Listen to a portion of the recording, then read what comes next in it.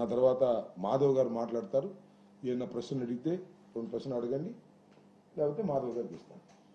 ప్రభుత్వ న్యాయవాది సిద్ధార్థ లోతురా 3,200 కోట్లు స్కామ్ జరిగిందని అఫిడవిట్ వేశాడు సుప్రీంకోర్టు. అందుకే బెయిల్ రాలేదంట. అంటే ప్రధానంగా అంటే ఇక్కడ 400 కోట్ల రూపాయలు గోల్డ్ కూడా ఉన్నారు జగన్మోహన్ రెడ్డి అని దాంట్లో అఫిడవిట్.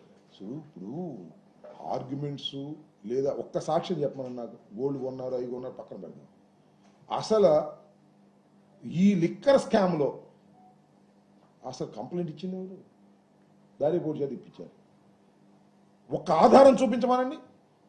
సిద్ధార్థ లోద్రా అంటే ఆల్మోస్ట్ ఆల్ ఇదే దాన్ని ఏమంటారు, తెలుగుదేశం లీగల్ సెల్ అధ్యక్షుడు కదా ఆల్ ఇండియాకి.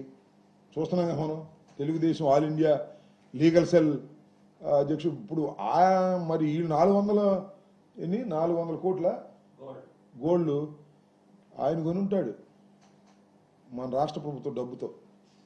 ఈ ఫీజుల ద్వారా చాలా గోల్డ్ ఆయన కొని ఉంటాడు. ఇవన్నీ ఫాల్స్ ఎవిడెన్స్ని క్రియేట్ చేసే కార్యక్రమం చేస్తున్నారు తప్ప దీనిలో వాస్తవాలు లేవు. వాస్తవాలు అవాస్తవాలు నిదానంగా న్యాయస్థానాల్లో తేల్తాయి.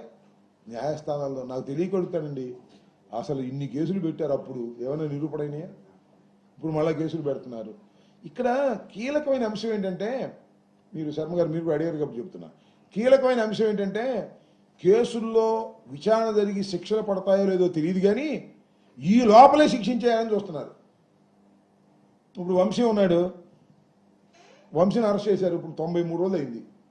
ఈ 93 రోజులు ఆయన ఆరోగ్యం దెబ్బతిండిపోతుంది. ఇదే శిక్ష అనమాట. చివరి కేసు కొట్టేస్తే ఏం చేయాలి? ఎంత దుర్మార్గం ఇది!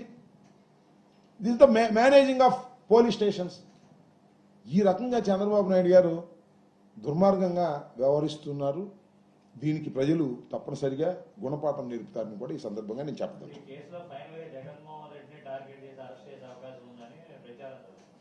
ప్రచారం ఏముంది, వాళ్ళ ఆంధ్రజ్యోతిలో రాశాడుగా నెక్స్ట్ తాడేపల్లి వైపు అని. వాళ్ళ కోరిక అది. అవునండి, ఇప్పుడు వరకే ఏంటి ఇది మా కొత్త. ఇంతకుముందు ఒకసారి అరెస్ట్ చేశారుగా, 16 మాసాలు జైల్లో పెట్టారుగా. చూద్దాం అది కూడా. అది ఇంకా ఇన్సెప్షన్ స్టేజ్లో ఉన్నప్పుడు జరిగింది. ఇవాళ 5 సంవత్సరాలు అధికారంలో ఉన్నాం. అర్థం కాదా? సరే, అలా చెయ్యకూడదని ఆశిద్దాం, చేస్తే ఫేస్ చేస్తాం. What is they? ఇదేమన్నా కొత్త? జగన్మోహన్ రెడ్డి గారిని 16 మాసాలు జైల్లో పెడితే పార్టీ నలిగిపోయిందా? పార్టీ దెబ్బతినిపోయిందా?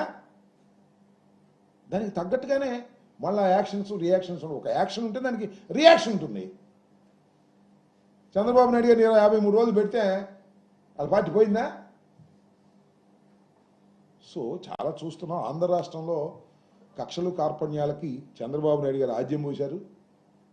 ఎవరితో? సోనియా గాంధీతో కలిసి జగన్మోహన్ రెడ్డి గారిని 16 మాసాలు జైల్లో పెట్టారు. నడుస్తూ ఉంది. చూద్దాం, వి విల్ సీ. ఏమి ఇబ్బంది ఏమి లేదు. We are ready to everything. Chandrababu Naidu, Lokesh, ఇంకా ఆ కూటమి నాయకులు దేనికి సిద్ధపడినా దానికి మేము సిద్ధంగా ఉన్నాం, ఎదుర్కొంటాం.